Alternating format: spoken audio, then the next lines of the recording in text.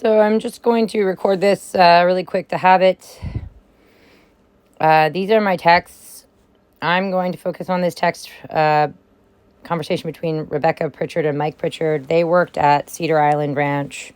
Mike was the maintenance guy, and Rebecca worked in the front office, the main office.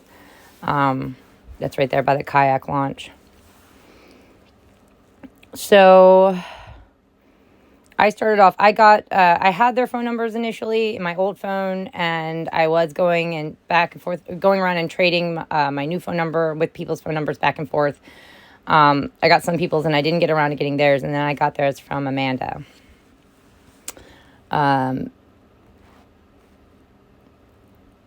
And I texted them a bunch of stuff that you can see here. This is to give you an example. There's a photo that they sent me.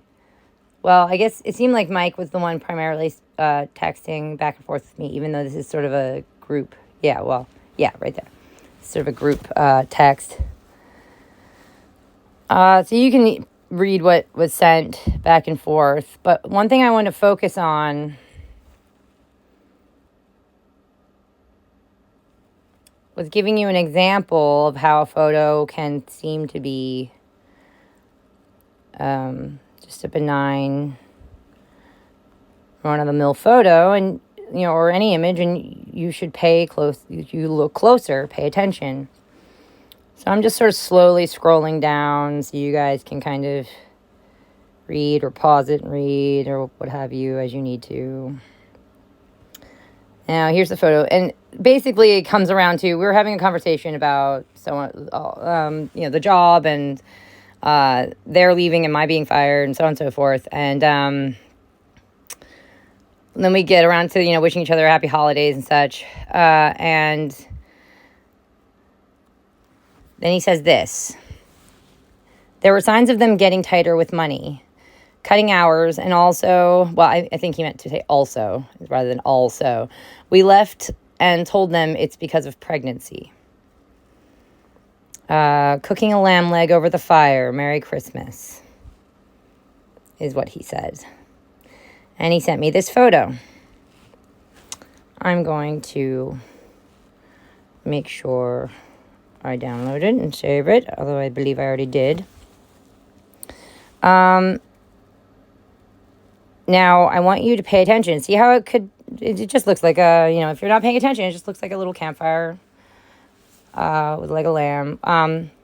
Note, it is within a triangle, a golden, silver.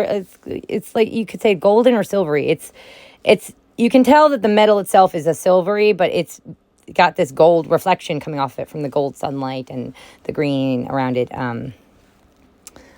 So that could be a tough call. Silver, either silver pyramid. It's basically it's a triangle, upward pointing triangle, or pyramid. You've got the lamb in the center there. And it's the reason why I think that this is not just a random photo and why it's been laid out is note the X with the wood there.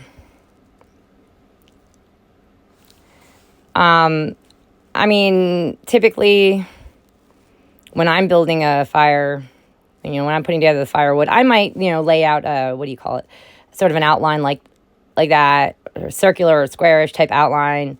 But then I just I throw all kinds of wood and stuff and kindling and stuff on the center there. He's got kindling underneath. But the fact that he doesn't have anything other than just those two crossed, and they are crossed they look crossed too specifically to make an X, So it is the lamb on the cross, lamb on the fiery cross. So this is a reference to Jesus. That's one. I know I said in a previous video that I refuse to be the lamb on the cross and blah, blah, whatever that means. I already know. Yeah, I know. I get that that's a reference to Jesus, but as I've been saying, there are layered meanings to all kinds of symbols. So I suspect that there's even more meaning to the lamb on the fiery cross. Roasting the lamb on the cross. So yeah, this fire pit here looks a little bit too designed and laid out. It's not very haphazard, just threw a bunch of twigs and sticks and kindling and stuff in there and got it lit. It's just two sticks that are crossed over some some charcoal kindling within a box, in a square. So the X chromosome, XX, and within the box. Again, so there's this supposedly this golden box outside of this world, because if it's opposites, then this is a circular world. So then on the outside, also on the other side, suggests that golden square box that we might be in. And remember how I showed you guys in a previous video we were talking about the cell, and I was showing you clips. I was showing you scenes from the cell, and there's that picture of Jennifer Lopez, wearing the red and the white, dressed like the Virgin Mary, and she's talking to that little boy, Carl, and in the background, I showed you the mesh screen. It could have been tri-pointed, triangular pointed shapes in that geometric, instead it was square-shaped and four-pointed stars and such. But here we have the lamb on the cross under a triangle. Or a pyramid. And I thought you guys were nice. I mean, I'm hoping this is just a coincidence. And so this is what a lot of my time there on Cedar Island was me going I wanted to think you guys were nice people. But what the fuck? Do you think I'm stupid? I mean, I know I'm stupid sometimes, but I'm not that fucking stupid, okay? Just really... And I'm going to get into, talking about the certain dynamics soon, feeling like I had to choose between, a more all-consuming mother type in Laura Holly and, the darker, jerk-face father type, whatever, stern father type, Jeremy, barn manager. So remember how I keep talking about how, this sort of this war almost, between the mother and and her son, the father, but who's also her son. But then there's the third one, the little devilish dude. But we're gonna get into also how there's a lot that I'm finding that shows there's really no difference between the father and the son. And when it comes to the all-consuming mother, it's a matter of the oversoul sucking the smaller souls back home. So these are woman haters and mother haters, in my opinion. I'm not saying about Mike and Rebecca Pritchard. I'm saying about the people that I'm after. I don't know for sure about these two, about these guys. It seems that they're giving a signal that they are for, Jesus Christ. I don't know how much they know about Jesus Christ, or how much, if they've worked out as much as I've worked out about Jesus Christ, or if I've worked out as much as they've worked out about Jesus Christ. I don't know what, I honestly don't know what this symbol, what they're telling me with this symbol, other than they're sending me Jesus hand signals, sup, bro. This is their... I guess they're claiming it for the JJ, the G, the JC. Well, so I'll touch upon it a little bit. So a lot of my research suggests that Jesus and Christ are probably two different things, and to combine them, it might, I don't know how good that of a thing that is. And Jesus was probably always meant to be more of a feminine character, if not, it was a female, if that person ever actually existed, for a lot of reasons. A lot of things suggest this, even just in the name. It's just break down the word goddess, break it apart into God and death. Start looking into the etymology of all that. Death, Jesus, Arabic,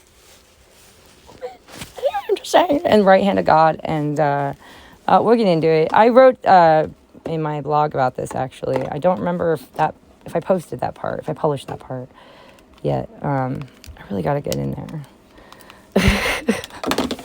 But yeah, so I'm just showing you guys, here's how you can send tricky symbols and signals in photos. and mess with people and tell people things without really telling them outright. So this would count. So remember how I said that these chaos agents, I've made videos in the past about, I'm going to make more. I'm searching for, like, I've got a couple others that I know for sure. There's another one I'm like looking for. I don't remember his name. And I could have sworn I saved some of his videos. And I'm like, where the F are you, you little sucker? I'm going to find you. I'm going to expose you. So there are a few more that I'm going to throw out there, kind of Shmuel Asher style. Like, yo, guys, pick some of these up because they're just too many. Doc Marquis, you are gross. You're just like, you are so on the list. Creeper. Anyway, remember I said about these chaos agents, how they will lie by telling the truth. And well, here's sort of another tactic for that. It's like, it seems like they have to, one part of the deal is they have to be constantly telling you what they're doing. But they don't have to tell you outright in a way that you can understand. They don't have to be like just upfront, forthcoming, explaining it all to you in great detail. So here's what I meant by that, and here's what I'm doing, and here's why I'm doing it. They don't necessarily have to do that, but they can. So they can still tell you what they're doing, or what they are, or who they are, what they're up to, in all kinds of ways, like with images. They're doing this to you guys too, my audience out there. By the way, for any of you who might be watching these videos that aren't in this network, are there any of you? I'm just wondering.